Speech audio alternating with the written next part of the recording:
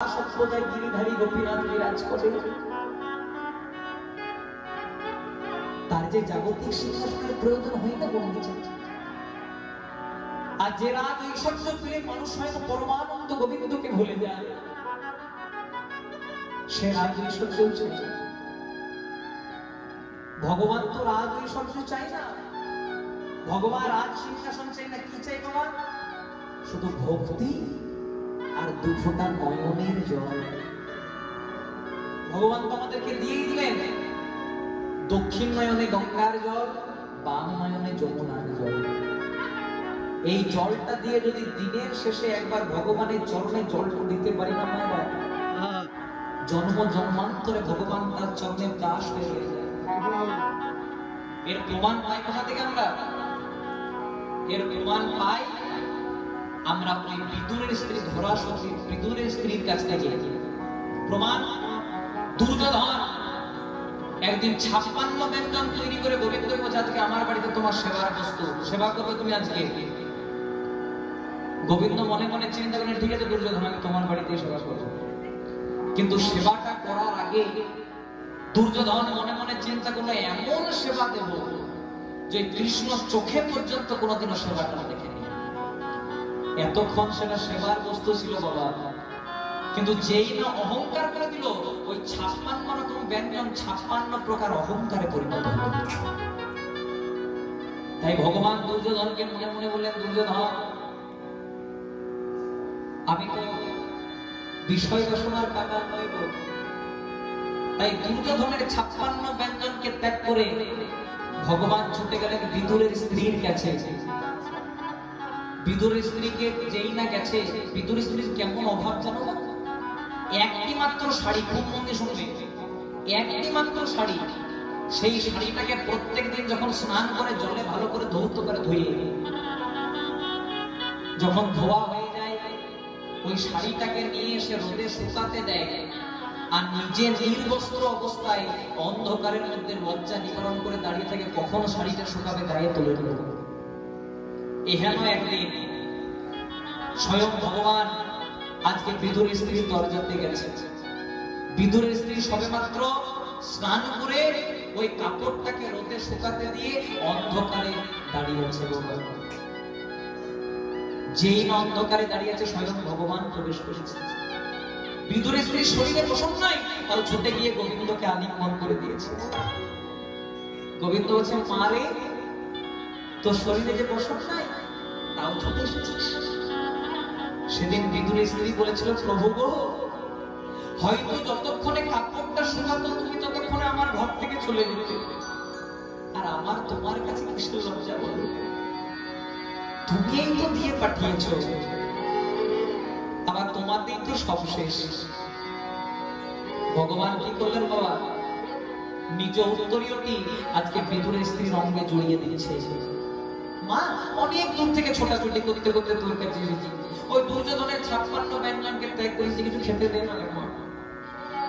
বিদুরের স্ত্রী হচ্ছে, প্রভু, যে বিপদ থেকে রক্ষা করার জন্য ডাকা, সেই বিপদে যে ফেলে দিচ্ছ, কিছু যে নাই, দেবো কোথায়? দেখ দেখ, তোর পরিবারে আমি একটা নিশ্চয়ই পাবি। চতুর্দিকে খুঁজে খুঁজে কি পেল বাবা? কলা। আমরা কি করি? কলার খোসাটা ছাড়িয়ে মূল বস্তুটা গ্রহণ করি। আর বিদুরের স্ত্রীর মনে আজকে এত প্রেম, ভগবানকে জড়িয়ে ধরেছে, কলার খোসাটা ছাড়িয়ে মূল বস্তুটা ফেলে দিচ্ছে, আর কলার খোসাটা গোবিন্দ বধূকে তুলে দিচ্ছে। গোবিন্দ সেই কলার খোসাটাকে অম্লান বদনে গ্রহণ করছে। যখন খাওয়া হয়ে গেছে, তখন বিদুরের স্ত্রী দেখছে আমি খোসাটাকে ছাড়িয়ে মূল বস্তুটা ফেলে দিচ্ছি, আর খোসাটা খাচ্ছি। এ কি অনর্থ হলো ভগবান? আমি তোমাকে কলার খোসা খাওয়ালাম।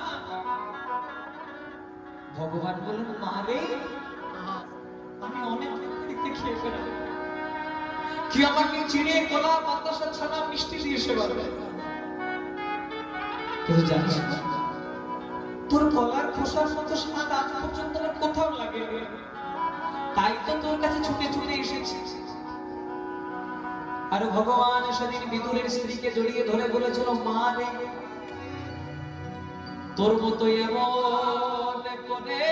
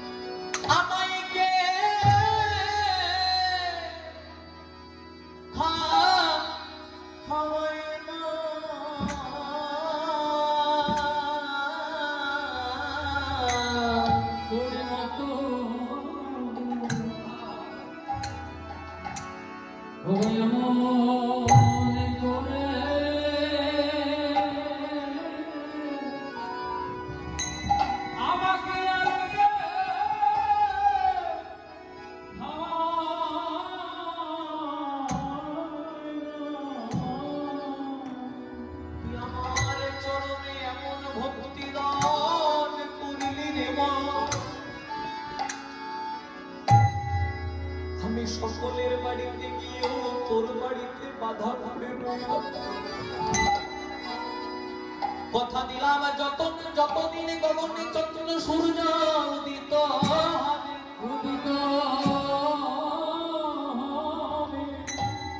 তোর ভক্তির কথা জগতের পাতায় পাতায় লেখা থাকবে, পাতায় পাতায় লেখা থাকবে। এই ভক্তি তুই আমায় না করিস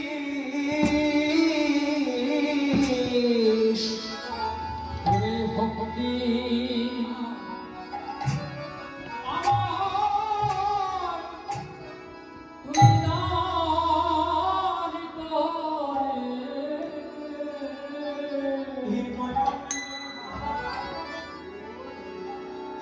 নয়ন পরিষদ